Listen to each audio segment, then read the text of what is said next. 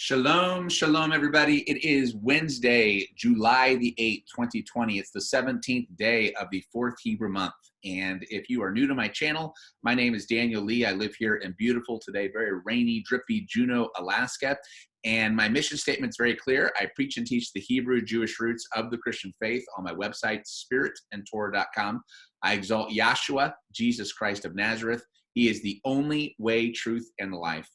I expose satanic pedophiles to investigative reporting on my YouTube channel. I've been doing this now for almost 2 years. I provide satanic ritual abuse survivors a platform to speak out on. I protect the innocent children by virtue of these other things. And I lead a nightly Zoom room prayer meeting where we meet every single night to pray for President Trump, this nation, other subscribers, each other, and we'll be happy to pray for you as well. All right, let's get right into the news here. So the first thing I want to cover here is a headline from the Daily Caller. It says, federal prosecutors refuse to give more info on why it took 24 years to arrest Ghislaine Maxwell. And Divine Projection commented, he said, anyone with more than 2 brain cells can see that Ghislaine Maxwell escaped justice all this time because Trump is the first administration in decades not caught up in the most impenetrable elite blackmail racket in history. Amen. That is absolutely true. And this tweet was from Hubert Hammer Q, who said, did Q leave us a clue in Drop 20? Drop 20 was posted way back on November 1, 2017, where part of that drop said, why were certain rooms in the White House renovated? Where was the meeting on Monday? Why aren't phones allowed in this room, one of many? What firm was contracted to conduct the renovations? Okay, so what is this all talking about?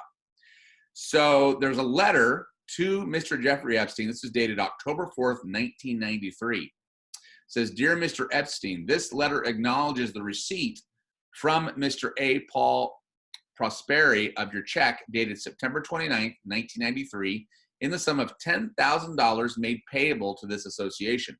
We thank you for this contribution, which will be used solely for the benefit of the White House, primarily to assist in funding the cost of refurbishing the Oval Office in the West Wing and certain areas of the executive residence. By copy of this letter, we are informing Mr. Prosperi as well as Ms. Margaret Williams of the White House of the receipt of this gift from you. Interesting. This is just fascinating to me. So what was Epstein doing sending money to the Clinton administration to renovate the White House, to add rooms or secret rooms, as it were? This is very, very interesting. I hope that there's more information on this, but just a fascinating bit of information on that.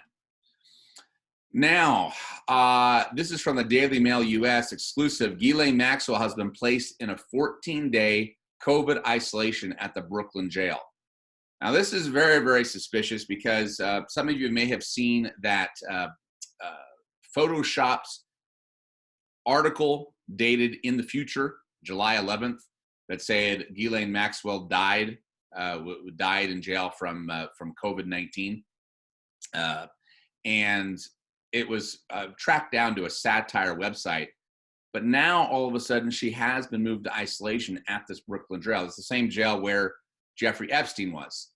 And Lisa Mae Crowley said, wouldn't it be surprising if she is suddenly diagnosed with COVID-19 and takes a sudden turn for the worst? How about giving her some HCQ? Yes, indeed. We definitely do not want to lose this witness, even though something I want to talk about, actually. So remember a few days ago, I talked about that theory that was suggested by an Anon that said, you know, it wasn't that the FBI and the Trump administration just figured out suddenly that Ghislaine Maxwell was at this $1 million mansion in New Hampshire. Oh no, they've actually been probably having surveillance on her. She's been contacting other pedophiles and they've been gathering information. Well, that is actually confirmed to be true now. This is Sweeney saying that the FBI had known where Maxwell was all along. I want to play just a little clip of this. Take a listen. Today, we announced the arrest of one of the villains in this investigation. Early this morning, Ghislaine Maxwell was arrested in Bradford, New Hampshire by FBI special agents and NYPD detectives from the FBI NYPD Crimes Against Children Task Force. Our team from New York was assisted by special agents assigned to our Boston, Newark, New Haven, and Albany field offices. We have been discreetly keeping tabs on Maxwell's whereabouts as we worked this investigation, and more recently we learned she had slithered away to a gorgeous property in New Hampshire, continuing to live a life of privilege while her victims live with the trauma inflicted upon them years ago. We moved when we were ready, and Miss Maxwell was arrested without incident. So we moved when we were ready. That shows that they were definitely keeping surveillance on her, which means, again, all this time, she's been contacting other pedophiles, they've been contacting other pedophiles, and they've gathered all this information on these big wigs that she has been in contact with that are involved in the satanic pedophile elite. So obviously, I mean, I'm not saying we want to lose Ghislaine Maxwell to some nefarious deep state suicide, but it is clear that they have all the information they need to start making prosecutions, and I do believe we're going to start seeing these indictments being unsealed very, very, very soon. Now, an update on the General Flynn case. So this is tweeted out by Brian Cates. Hot diggity dog, USA EDMO Jeffrey Jensen just struck again. Remember, if Judge Sullivan had dismissed the case already, then Sidney Powell, this is Flynn's lawyer, would not have gotten these documents that Jensen handed over today. A lot of what you see on the surface is not real. What matters is more exculpatory evidence keeps being handed over. Thus far, when these sealed documents are handed over to Powell, it takes 2 to 3 days for them to be unsealed. So we likely won't see this new batch of documents until Thursday or Friday. Note that everybody's being forced to watch these disclosures from Jensen, especially the DNC media and Democrats that are livid that General Flynn is not only not going to jail, the case has been dismissed, and more evidence keeps surfacing that he was framed. Now, Sidney Powell, Flynn's lawyer, has had time to review the documents she got today from Jensen. And again, these documents have not been unsealed yet, so we don't know exactly what they say, but Flynn's lawyer, Powell, has been able to look at them, and she commented and said, it corroborates some information we already had, but from new sources, and it reveals some new information that has been withheld for 3 years. So again, this type of exculpatory evidence would not have been handed over to Sidney Powell if Sullivan had just done what the district court has ordered him to do, which is to dismiss the case. But he hasn't done it yet. He's been stalling, and so more and more evidence coming out that Flynn is innocent. This is interesting now. Roger Stone has asked the appeal court to delay start of prison sentence until September. And Defiant Projection commented on this and said, Roger Stone cannot spend a day in prison because his entire case is the fruit of the poisonous Mueller tree. This delay extends until after Durham reveals the truth behind the treasonous Russia collusion scam, resulting in all charges against Stone being dropped. So that's very, very interesting. So Stone is asking not to be sentenced until September. He's citing concerns over COVID-19. Defiant Projection saying, well, the reason he's doing this is so that he doesn't actually have to go to prison, because he won't have to once Durham reveals the truth about the Russia collusion scam and all the indictments that he has by September. Now, this is an interesting theory because right here we see Fox Business, John Solomon says, could see Obamagate indictments around Labor Day. That, of course, would be early September.